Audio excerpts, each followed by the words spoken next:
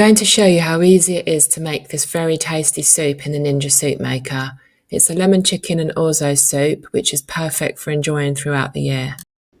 You'll need some chicken thighs or breasts, chopped onion, some garlic. I used frozen garlic, celery and carrot, a lemon, some dried oregano, some chicken stock, and some orzo. I also stirred in some grated cheese at the end and then seasoned with a little salt and pepper. Starting with the onions and garlic, add all the ingredients to the soup maker. But remember, if you're not using a Ninja Soup Maker, you need to check that it's okay to add raw meat. If not, you can just use cooked chicken instead. In fact, it's perfect for using up any leftover chicken that you might have.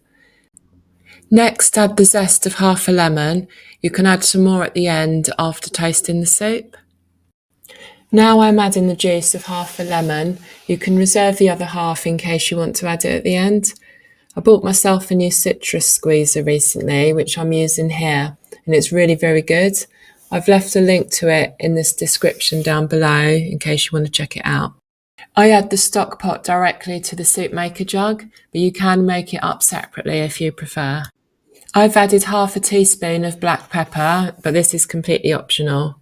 Next, add the water up to the maximum line before placing and securing the lid on the soup maker. Switch the soup maker on and choose the chunky setting.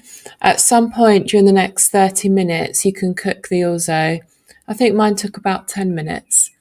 Then at the end of the cycle, remove the lid and stir in the drained and cooked orzo.